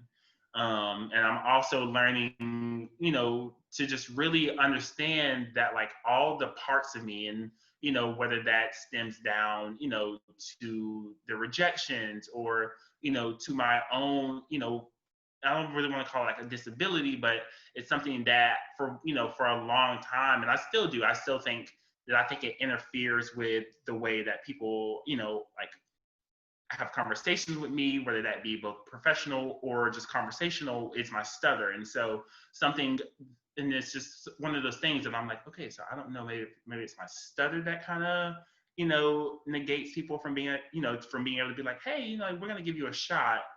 But I think it's one of those things, is understanding that every part of you is worth something. And it's like the right, it's like the best job will come when it's needed to, like it will reveal itself. It might not even be something that was on your radar. It might come out of left field. I know with my job, it didn't necessarily come out of left field, but it was like God had planted the seed about this organization months ago, and I just kind of ignored it. Like, okay, like that's cute. Like, oh, that's cute, God, thanks. Like, just kind of shrugging my shoulders, like, oh, you did great, thanks.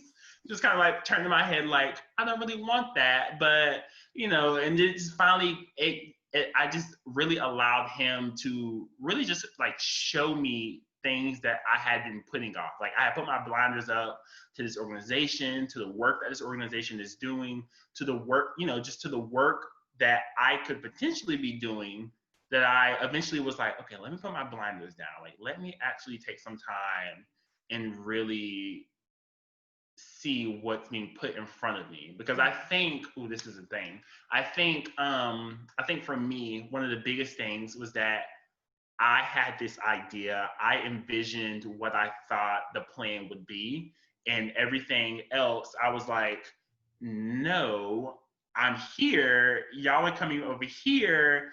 I don't want y'all. I'm here. It's like, don't try to come in my lane. Like, I want to stay right here. And so it eventually took me just kind of being like, okay, you need to humble yourself. Like, I mean, you're good, you work hard, you work twice as hard and you still only got half of what your peers got, even though you were the one who, you did all the work, you stayed up late, you missed out on the fun. Like, like you graduated,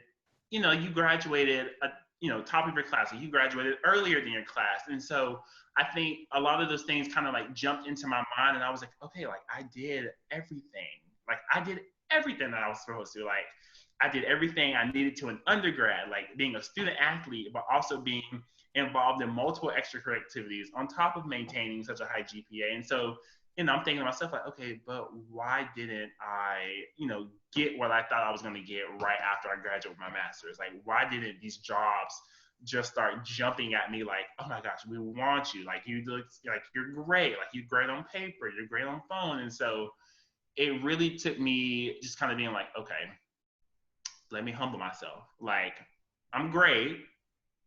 I'm good. But also, you need to humble yourself and know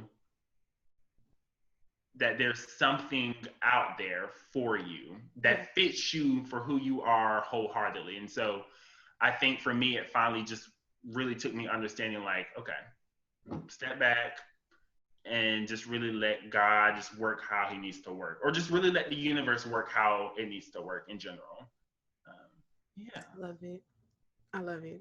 So this also is kind of like a segue into the next question, because in the article you mentioned waiting in the unknown, and I thought that it was just such a good little blurb, because I was just like, that is what it is. While you're waiting, you don't know what's going on. And so if it can feel like you're in like this doctor's office or just a waiting room, and you're like waiting on your number to be called, and you see all these other people's numbers being called and they're moving on, and you're like, okay, I've been here a little long, like, when is my number gonna be called? When is it gonna what's going on here? Yeah. So how, like, when you are in this season, when we are in this waiting room waiting for our number to be called for whatever we're going to be doing, whether it's a new job, whether it be applying to schools, grad schools, programs, certificates, for everyone listening, like, how can they prepare themselves in the meantime to wait in that waiting room?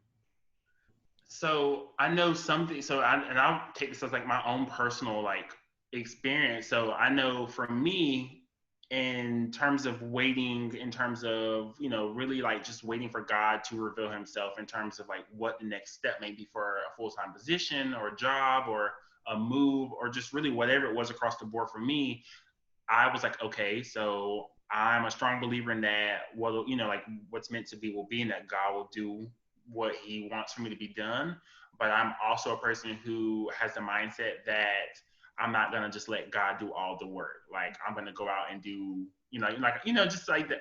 I'm also gonna go out and try to put my best foot forward, just so that I can kind of help, God at the same time. Because I truly believe that, like God, God He can move mountains, but faith without work is dead. So I feel like you need to also be doing something to like actively make sure that you are trying to be the best version of yourself. So for me, it really I like went back to the drawing board. So I had I started reaching out to mentors. I started reaching out to connections on LinkedIn.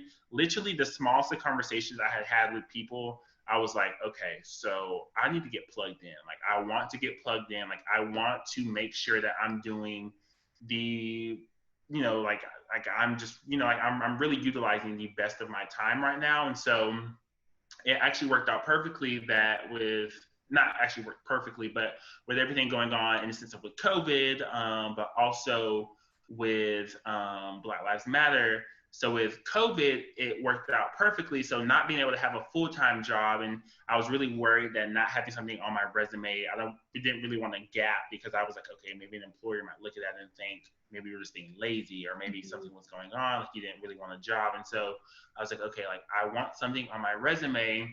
And it finally took me being like, wait a minute, your parents own a small business during COVID. And so for me, at that moment, it was me finally saying like, okay, like I might not have the job that I want, but I'm in the position, to do the best work that I can. And so I don't even know if you know this, but my parents own Lindy's Fried Chicken, in Crawfordville. Really? Yeah, my parents own Lindy's.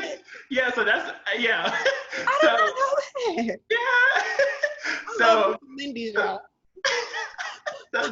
so honestly, this whole time with COVID, I've been trying to figure out ways in terms of getting information out to like our customers, but also just to the public as a whole. And so that's where like the title of social media coordinator came about. And so through COVID, I started running like different like promotionals and like marketing pieces on our social media platform, in regards to how we started something in our own community, and it kind of like grew from like Wakulla into Tallahassee. So we started feeding school children.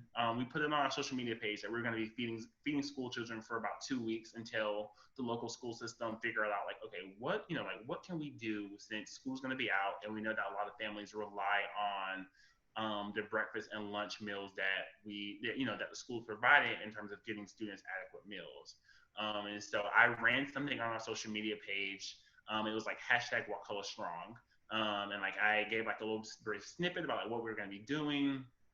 And I like remember like posting it like maybe 6 or 7 p.m. And I was like, okay, like maybe this will gain a little bit of traction. Just like just let some families and in the community know what's going on.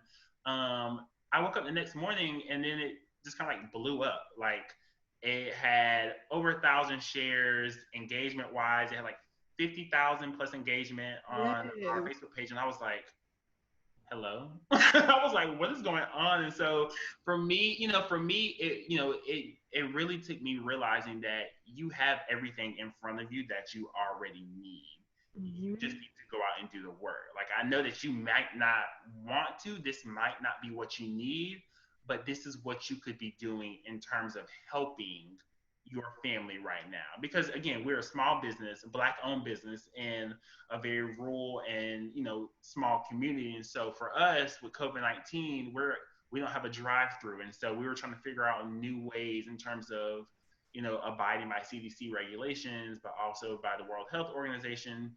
And so for me, it really became more of like a strategizing type of role. Like, okay, what can we be doing in terms of making sure that we are meeting the demands of the community, but also of our like global health leaders. Right. So that was something that just really just kind of like sparked my complete, like not sparked my interest, but really kind of like revitalized like who I was as an aspiring communications professional. Because again, beforehand, I was like, you know what, like maybe I don't have it. Like maybe I need like a new career plan. And I'm telling myself all this after like having just come back from the like National Communication Association after like presenting my thesis. And I was telling myself like, yeah, like, okay, like, like I'm doing it, like I'm doing the things that my parents have always dreamed of me. Because I was the first in my family to go off for college, but I was the first in my family to get my master's. And so here I am like graduating, and I'm like seeing my family, all of them proud, crying. I'm crying myself, and I'm thinking like, wow, this is amazing. And then a few months later, I'm telling myself like, you didn't have it in you, like you weren't cut out for it. And then then like maybe like a few weeks ago, I was looking myself in the mirror, and I was like, did you bump your head at some point? Like, did you really tell yourself like you weren't cut out for this? Like, I'm like, sir, I'm literally telling myself, like, sir, you were cut from a different cloth. Like, people, I'm literally telling myself, like, like you were, like you were waiting on somebody to bring, like, for me, I was telling myself, like, you were waiting on somebody to bring you to the table when you could have brought your own stuff to the table. And so I like, so that was something I was like, wow, like, why would I wait on somebody else to do something for me when I can go out and get it myself? And so, and that, and it helped with that in the sense with COVID and our small business and how we've been able to kind of just truly like stay afloat by, just like kind of revamping how we're doing things with our social media, but also our efforts like on a local and like community level as well. And so on the Black Lives Matter type of level though, something about that was that I had never really had time to really engage in, a lot of like social based issues because of my role as a student athlete. And I can say it freely now, but the NCAA is trash because they, make us sign these regulations and they're telling us like, hey, like we want you to compete for us, but also we don't want you to have a voice. And so I was like, you know what? I can have a voice now. Like I can go out and say what I want to say and stand up for what I believe in without, facing any type of repercussions. And so for the BLM, it was really like getting, in contact with different organizers within Tallahassee, and also trying to establish like a solidarity protest here in Wakulla County. And like I organized it, and it was gonna go through, but then the weather prevented us from being able to do it. But through that, there was just a lot of like backlash that I received from like some individuals within the community, like we don't want that here, all lives matter type of thing. And so for me, it was really, just realizing like, okay, like you might not have a job, but there are things that, other things you really can be doing with your time. And so for me, it was getting more engaged with social justice issues, helping my family out at their restaurant, by like, putting us really on the map in terms of, our coverage with the media and our coverage with our social media. And so another thing was really also just like learning to enjoy the time that I have, because a quote that my aunt gave me was that you will never have a time like this ever again in your life, to where you can just sit back, relax, and not have to worry about the job. And there was a moment when I was like, girl, I am not trying to hear that. I'm trying to get a paycheck. You need to worry about getting me some money. I do not care about that quote. And then maybe like a couple of weeks ago, I was like, you was right. Right. I was like, right, like, okay. Just one of just one of those things where you're like, I guess she was right. Like, You got to give it to her, because this is a once in a lifetime. Honestly, and it's crazy because I don't actually start my position until August, but I wound up picking up an internship with the Campaign for Southern Equality, working as their digital communications intern. So that way, and that was another thing, like best foot forward in terms of making sure, like, okay, like what am I doing so that I can be the best applicant for a position. I was like, I can go back and get another internship. Yep. Like I had already done 5 other internships, but I was like, a 6th won't hurt. Like a 6th will look good. And so there's things that I'm learning from this role that I'm doing remotely that I hadn't learned or I didn't have the experience in prior. And so I'm like, God, this worked out perfectly. Like everything that I needed or I could have wanted or that I had ever aspired for, you brought it to me. Maybe not in the timeline that I wanted, but you brought it to me at the time when I truly felt like I most needed it, because you broke me in order to build me back up into something completely different. And so that was that. I love it. Oh, I just love it. I love it. Okay. We are going to get into some of the questions that were you all, the listeners, some of you submitted questions for me and Cecil to answer. Some of them are about rejection, some of them are about grad school. So we're just going to get into them. So the first one is, do you have any suggestions for people who have a degree in a field that they are no longer interested in? Ooh. Because I like I stated, I struggle with this one too. So had I not like had I not really loved the work as a communication professional, I've always wanted to be an English teacher. One of my favorite movies is The Perks of Being a Wallflower, and the English teacher in that movie is somebody who I have aspired to be since like middle school. And so my like dream job would be to be a high school English teacher, teaching like about Othello, Hamlet, like anything revolving around Shakespeare, but also like young, like just like young adult literature. So, ooh, I think, you can correct me if I'm wrong, Shaakira, but I think for me, I think the best thing first is being able to say that out loud is that like, I don't love what I'm doing anymore. Yeah. Like if it's not bringing you joy, if it's not bringing you peace of mind, that's when you know it's time to walk away. And it sounds like this person knows like, this really ain't it, chief. Like I don't want to do it anymore. And I honestly, I want to commend them for being able to say that, because I think a lot of people, and I know even for me, there's sometimes when I'm like, this isn't really what I want to do. Like I don't really feel like it's bringing me the most purpose.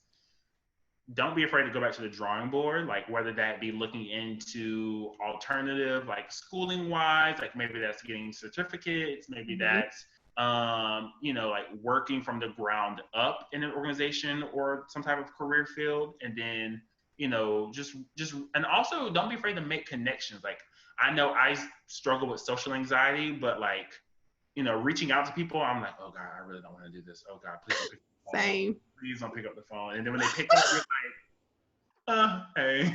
So and it's even worse. So like even with my stutter, so it's like, especially when I meet somebody new for the first time, like it's weird because I'll be talking to a friend and then they introduce me to somebody that's new, and I'm like, oh, in my mind I'm like, oh god, I'm like they're not about to understand anything I'm about to say. And so I really think that, going back to this person, I think it's, don't be afraid to really just look into new alternatives. And I really don't know what that means. And I don't really know what that could mean for them, because, I haven't been in that lived experience yet. But I think, and I'll just kind of propose this, is that connect with people, like connect, like looking, just like kind of like looking to see what brings you joy. Like maybe it's something, maybe you're in advertising, but you really want to get into social work, or maybe you're currently in advertising,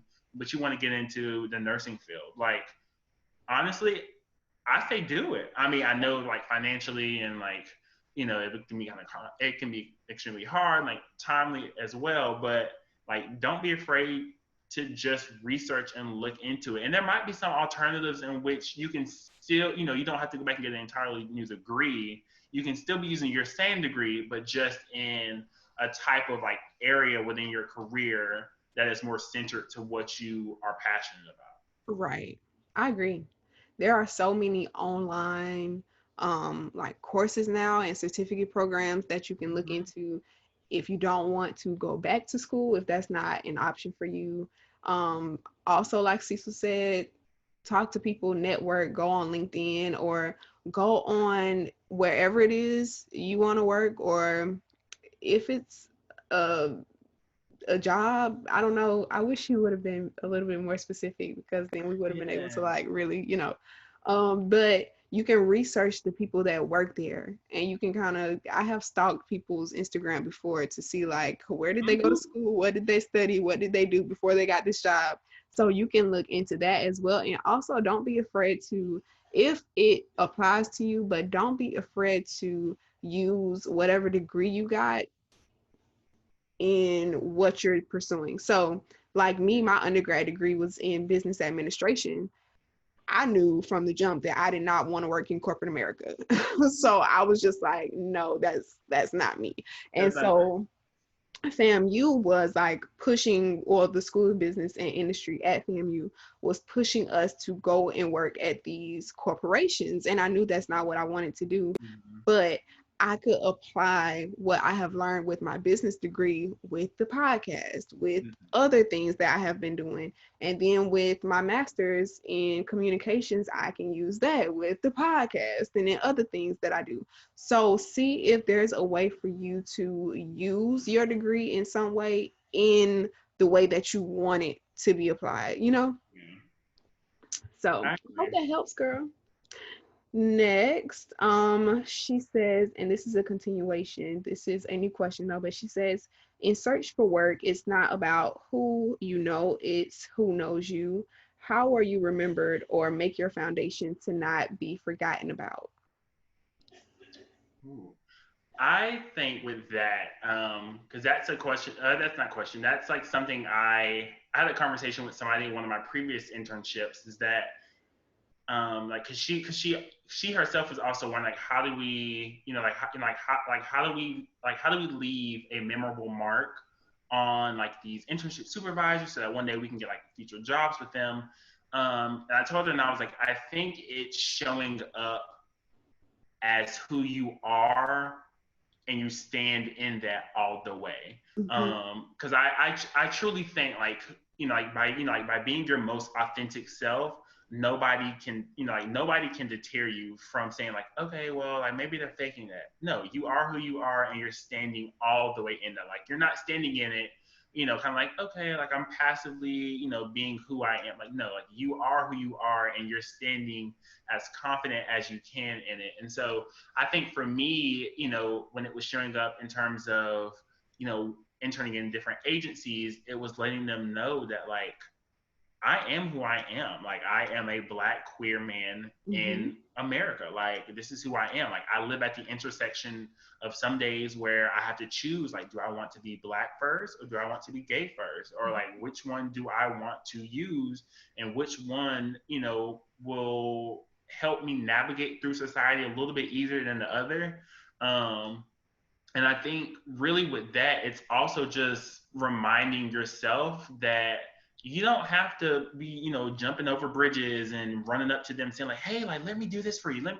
Yeah. Mm-mm. Do what you need to do in terms of like, hey, like, what kind of assignments, what kind of projects can I assist you on, and really putting your best foot forward in those projects, and really letting your work show that okay, this person is some really good, like they did some really good work. Just I think, but truly, I think the biggest thing is like letting your work speak for you. Just like letting your work speak for you. Because I think a lot of times, I know I did initially when I first got my first internship, I was like, oh my gosh, like I need to be the intern that's like, I'll get you coffee, like I'll do everything. And then after like my first week, I was like, I am nobody's dog. I am not fetching Right. coffee. I was like, I'm not fetching you no coffee. I'm not giving you no bagels. You have two legs and two arms. Get up. Like uh-uh.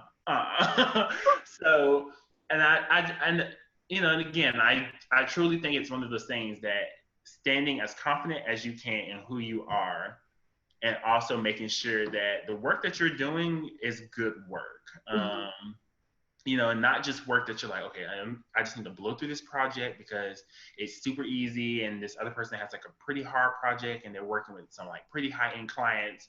Just because they work with some high end clients doesn't mean you're going to be able to be doing some high end projects. The person who you might be doing the simple projects for might be the same person who might be pulling you back on and like connecting you with other people who you need to connect with. So truly, like, just be who you are. Like, go into your job, go into your internship, externship, whatever it may be, fellowship, what honestly, whatever it may be, and just be you. And I think that's so like cliche when people are like, just be you, but like, just show up. Like, and even if you don't know like who you are as a whole yet, just show up in the sense that hey, you're there physically, Mhm. and the rest will kind of carry yourself through.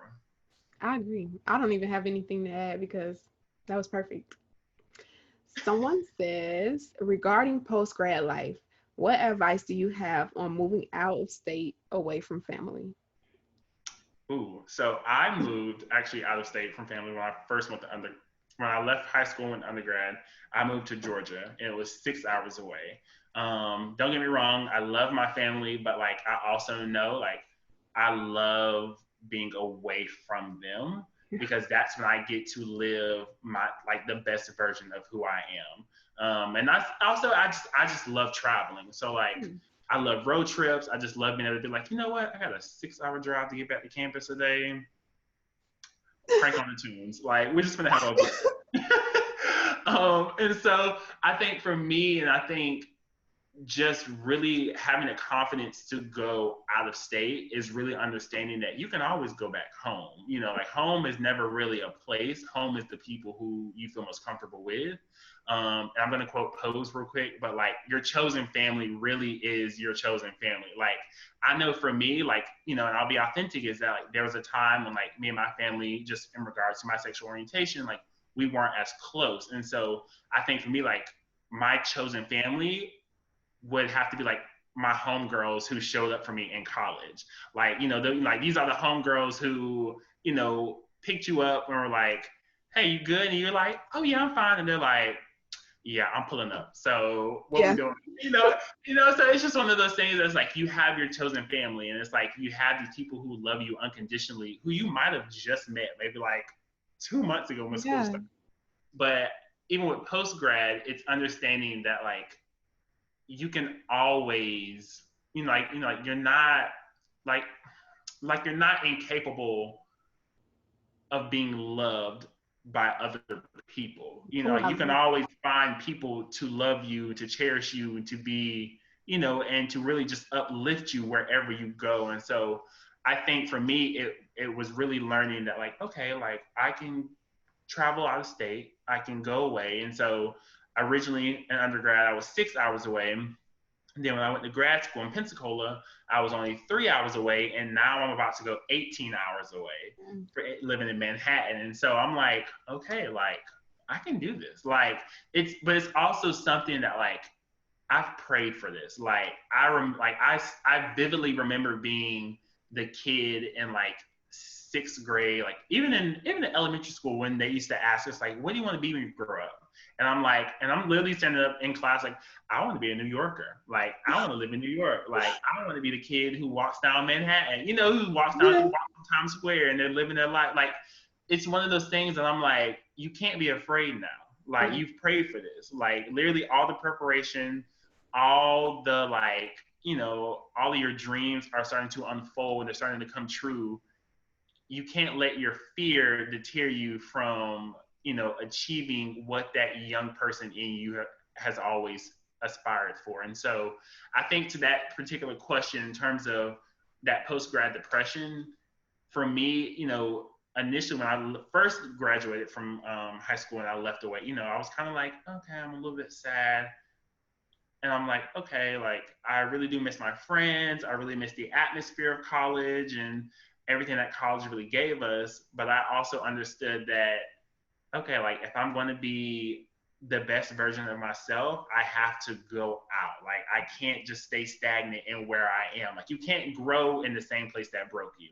And I think like, undergrad was great, but there were moments that I felt like I was being broken for just like a multitude of things. But I think also like, with each place that I've like found myself living and traveling from, I've always said like, I'm grateful for that experience. Like I'm don't get me wrong, post grad depression has hit me 3 times, like high school, undergrad, and grad school. And I'm thinking like, whew, can't do this no more. Like if I go back for a PhD, what am I gonna do? But I'm telling myself also that like I'm glad, I'm glad that I was able to be in those spaces and I'm glad that I was able to leave those spaces because like I said, you can't grow in the same place that broke you. So like there was no way I was going to be able to grow in Tallahassee, Florida when I felt like I was being broken in Tallahassee, Florida.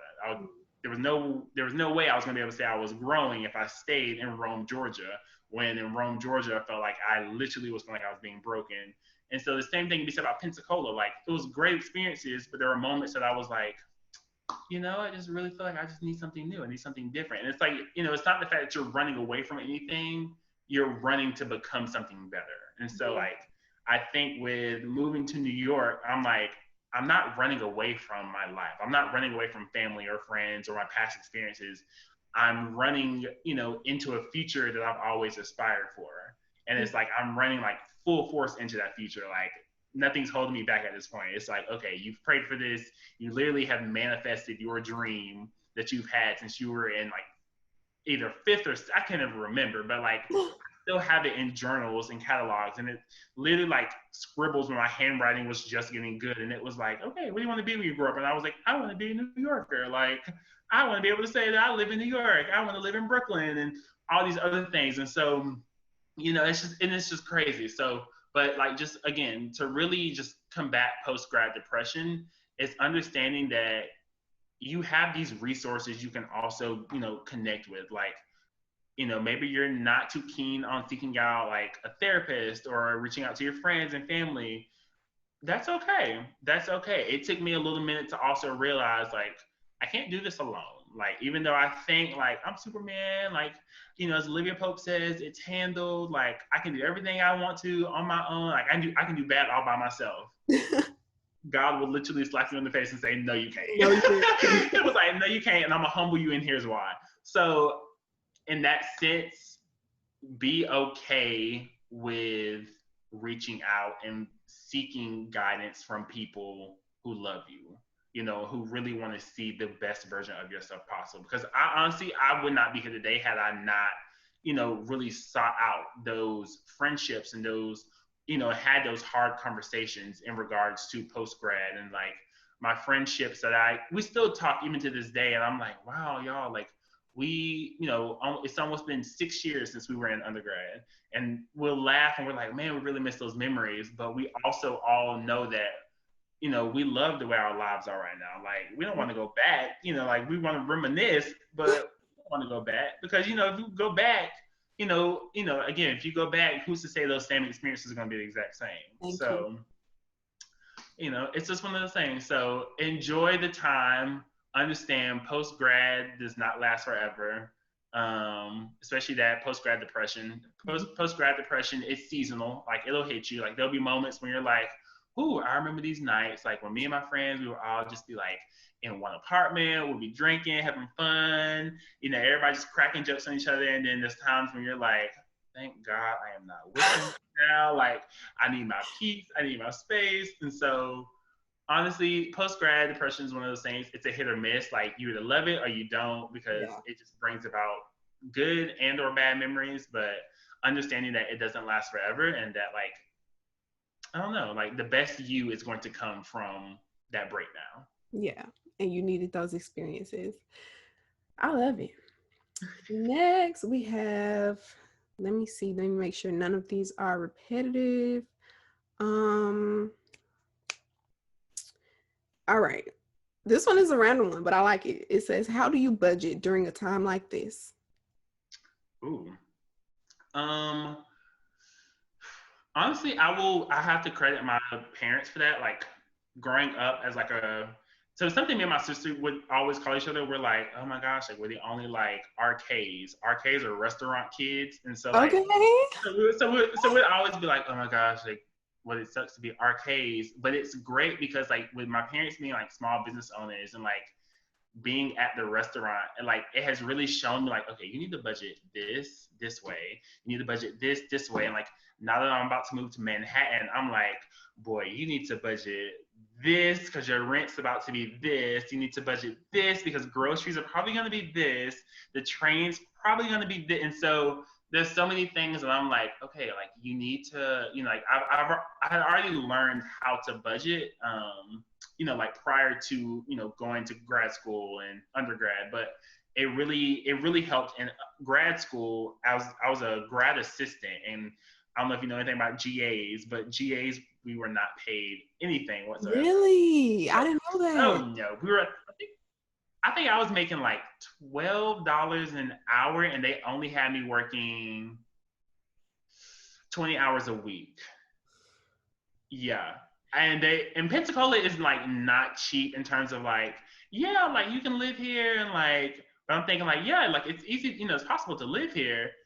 But when you making basically chump change, and they're like, oh yeah, here's your rent, it's due on the 1st. And you're like, can I get an extension? And they're like, no, you can't. That's when it's like, okay, let me humble myself and budget correctly. So honestly, I really will say it came like really then that I was like, okay, like I already knew how to crunch numbers pretty good when it came to like, I want to make sure that my pocket stayed this amount of money even after I get done paying my rent. So really, just really, it comes with understanding that as you grow older, things get a lot more expensive. Mhm. But really also understanding that like it is possible to go out, have fun, and live your life, but also be responsible in paying your bills and making sure that everything is paid in a timely manner. Just because again, it's one of those things that like you don't want to come home one night and your lights off. So I think it's one of those things that it's like, if you like honestly, if you were just being like conscious about what you're doing and like how you're living your life, budgeting should be one of those things that it's like, it's not, like it's not super hard then. Not necessarily it's not super hard, but that you should be fine. Yeah. Yeah. Yeah. Cut out everything that you don't need. If you don't need it, throw it Mm-mm. out. Throw it out. If it's unnecessary, throw it out. Clothes, Right. you don't need to be buying clothes. You aren't going anywhere. So But I will say honestly though, like again, like I have always loved thrift shopping, but like budgeting wise, like thrift shopping became my go-to. Like I would take my friends and they're like, oh my gosh, like I want to go to H&M, and I'm like, but you don't have H&M money, so humble yourself. So we're going thrift shopping. I'm like, but we're going thrift shopping, and they're like, but I don't want furniture from here, and I'm like, but you need furniture, yes. so you're going to get a $25 couch from Goodwill. We're going to make sure we clean it, sanitize it, whatever we need to do. And you're going to be happy about it, because if not, I'm not coming over to your house because you don't have a couch. I'm like, I'm like, right. And I'm thinking to myself, like, we're not going to be sitting on lawn chairs anymore in your home. I'm like, well, that's what we're not going to do. So, it's just one of those things that it's like, okay, so we budget, we do this right, we're good. So, Yeah. yeah. You can find ways. Oh, yeah. Next. And also, don't be afraid to like splurge on some cheap wine. Cheap wine, Yes. cheap wine will do you in. Ask me, I know. Someone said, do you think it's worth going to graduate school? What's your opinion? Honestly, yes. I don't know. See, I love my time in grad school. I really wish I would have been like financially capable of going to my first option for grad school, which was Syracuse. But Okay. Syracuse costs a little bit of money. Yeah. But I was like, you know what? Like, I had a great scholarship and a great like system that allowed me to go to grad school for free. And so I think for me it was like, okay, like although I might not have had like this top tier university giving me my diploma, I think for me it was the experiences and the relationships that I built that allowed me to just like really become more established. I really won't say that like those connections helped me land a job per se, but I will say the experiences and the work and a lot of the things that I did, and like just again, just like the people and like those relationships that I formed, I would not have formed those had I not been to grad school. And I think a lot of people get stuck on like, okay, like I'm only going to grad school if it's going to get me a job and get me more money. Like obviously that's something, but also like the relationships you build in grad school. I mean, it's similar to undergrad, but grad school is like a beast of its own. Yeah. That like you are literally like it's really one of those like it's do or die type of Mhm. things. So I agree. And I feel like I learned more about myself in graduate school than I learned about myself in undergrad, because you oh yeah. start to realize what you like, what you don't like, what you'll tolerate, what you won't tolerate. I don't know what it is about graduate school, but it's something. It's like it takes the blinders off. It's like the veil comes off and you're like, Mm-hmm. oh, okay, I didn't really like that before. So you really Right. come into your own in Yeah, graduate school. that's it. Yeah. Honestly, because I will say like it really helped me understand. Honestly, I will say it helped like being in the program that I was in. It also opened my eyes just becoming more fascinated in terms of other programs that like that university had to offer that I had not known about. Yeah. So had I known about like the higher education program, I would have taken that route and and worked to become a diversity and inclusion like chief officer for a university. Yeah. But I didn't know about that route, but I'm still excited to take the route that I'm on to kind of catapult myself into that like role or realm at some point in my career. So I don't know, it's just one of those things that it's like, like although you may not really know where you might go after you get your master's or with your master's, it's just exciting to see like what you'll learn and gather from just being present in that experience as a whole. Yeah. Agreed. Um, Thoughts on if you think people choose grad school because they don't know what else to do? Ooh, first of Okay. all, mind your business. You in my business. You didn't have to do me like that. My Honestly, though, business. like not true for the though. I felt like I was one of those people. I was too. I was too. Yeah, like I was one of those people where like people would ask me, they're like, "Wow, like you seem like you have everything just lined up. Like you just know what you want to do with your life." And like I used to tell people because I used to be really big into like political communication, and so I used to say like I want to be the director of communications for the White House one day. And this was like right after Donald Trump. Oh, excuse me. He became president. So, it was one of those things that I was like, yeah, like I want to, I want to get back in, like I want to get in there. I want to really reinforce like what it means, to be somebody who is standing firm and upholds the ideals of, equality and justice and liberty, all these things. And then I was like, actually, that's really not what I want to do. That just sounded good because I know everybody else would be like, wow, he wants to work for Yeah. like the White House one day. And I used to be like, yeah, I do want to work for the White House one day. So eventually, like I would take take that little like cover off my face, and I'd be like, boy, you do not want to work for the White House. What are you gonna work for What the are White you House? saying? No, like right. Like literally, I found myself talking just to talk sometimes. Like stuff would be coming out in my mind. I'm like, when did we ever say What? that? I'm like, who said that? I'm like, oh, I'm like, okay. I'm like, cause last week I thought we were going for the White House. Now we trying to be in the Peace Corps. Like, What is going on? right. I'm like, let's figure out what we're doing. Let's really figure out what we're doing. So I really feel like sometimes that is the way for people, but I also know like I was a good 50-50 where like I didn't really know what I wanted to do, but I knew the statistics that as a person of color, specifically a Black individual in America, that we have a better chance of securing higher paying jobs or just jobs in general with a master's or some type of higher degree or like extra certificates to our name. Mm-hmm. So I knew that would, really assist us in like or assist me and like anybody else who's Black in terms of getting a job. But I also knew that like I didn't feel like I was finished learning yet. Like I felt like I learned a good bit at my undergrad, but I felt like there was so much more to learn that I was like, okay, I need to go to grad school. Like before I find myself in somebody's organization, there's more that I need to learn. And I'm extremely thankful that I did go because there's things that I did learn, information that I had heard that I was like, wow, did not know that beforehand, but I'm glad I do now because now I can take that into wherever I go. Yeah. And again, like I said, those relationships, like, I mean, yes, grad school can be expensive, but also definitely look into like outlets in terms of scholarships, foundations, organizations.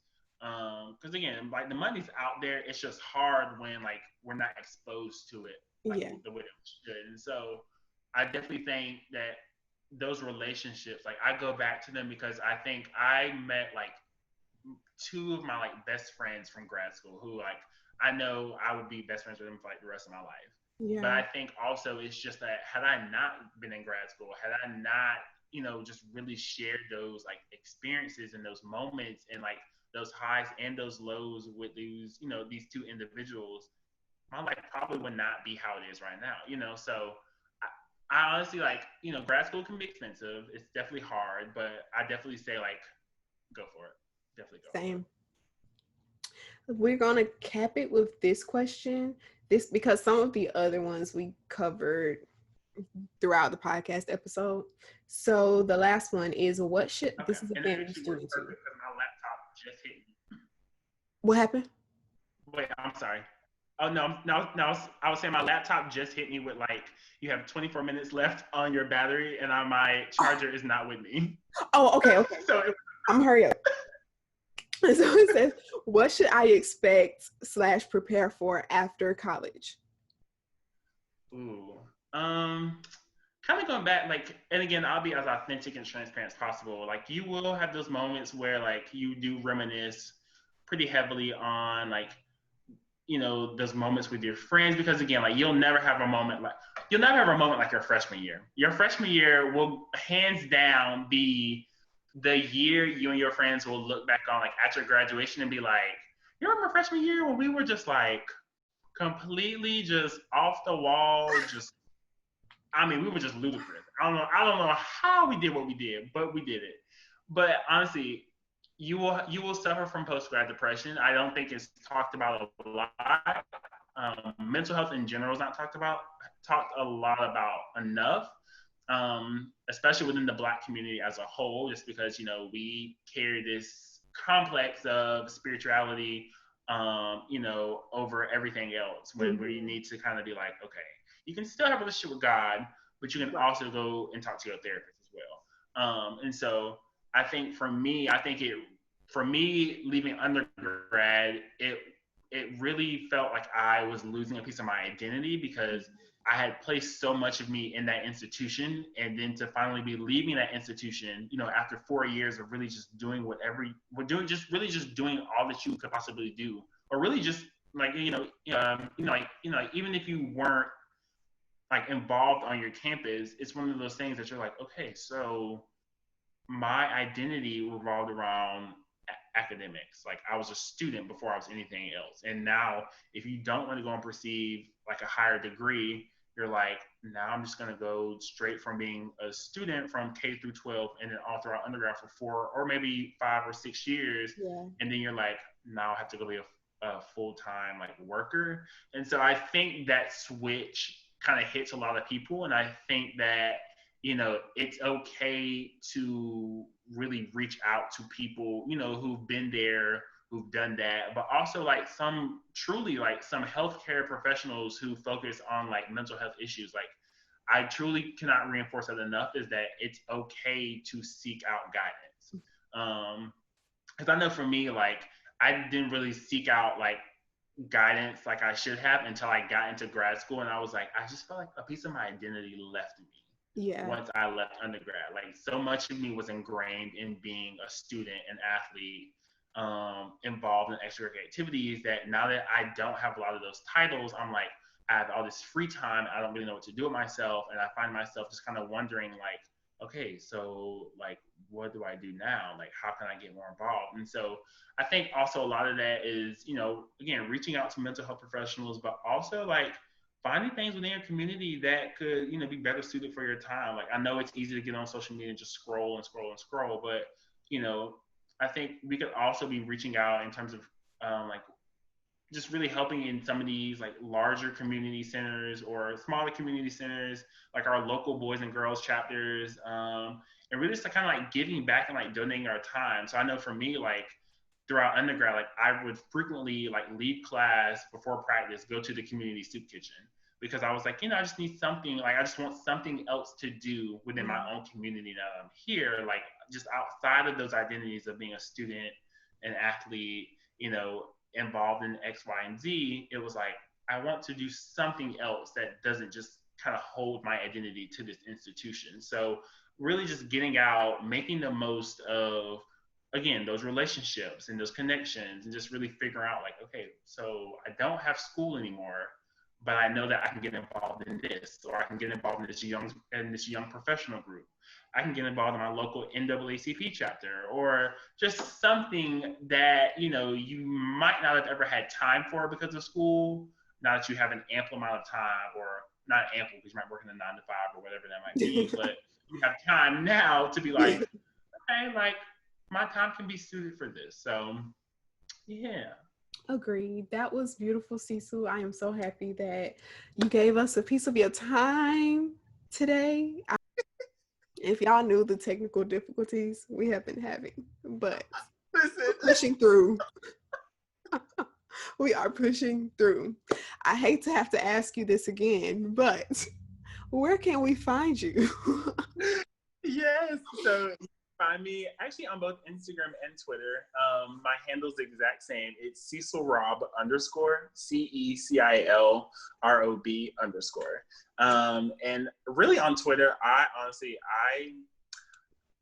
just really just share all the funny things. Like my favorite video right now, I have to share every Tuesday. It's the video of JT and Carisha. It's like, what day it is? What today is? Tuesday. I say it in my head at least once a week. I'm like, well, I guess it's that day. And I love it because the podcast comes out every Tuesday. So I always have that video like, what today is? Tuesday. It's honestly just getting me through 2020 at this point. Like, city girls, that just, I have to stand. Gotta love them. Goodness, listen, it's them and it's Flo Millie. I have no choice but Flo to is stand. I have no choice but to stand. I have no choice. I literally will pull up to my parents' restaurant, and that's like while I'm bumping, and I get out. People are like, "Oh, I haven't seen you in years," and I'm like, "I was just in here bumping to some like talking about scamming you, robbing you, like." And here I am about to go in here and be like, "Can I make your sandwich? What can I get for you?" But that's how we have to live, though. Right, that's the life we got to live. But my are the same. And my article with Medium, but also Thrive Global and other just like publications can also be found on my Instagram as well. I have the link to my website in the description box. So if you just want to keep up with me in these current 20s and like just really navigating through life, just read my articles there and you'll see. I really like to do a thing called Motivational Wednesday, where it's just like picking a video or like an interview from a different like Black celebrity, and just like using that to really just speak some life into like maybe it's like a current situation I find myself in, or whether it's in regards to like building and breaking down relationships, like familial issues, just really lifestyle issues altogether. So if you really just really want to know about navigating these 20s, and also me about to experience New York, so definitely follow me on there as well, because I'll definitely be writing about my journey. Yes, and I will link all of his information in the podcast description and the YouTube video description, so you have no choice. You can find him in all of those descriptions. Yes. Thank you, Cecil. I appreciate you and I love you. I love you too, Shaakira. Thank you so much. I hope you have a great night. Thank you. You too. Bye.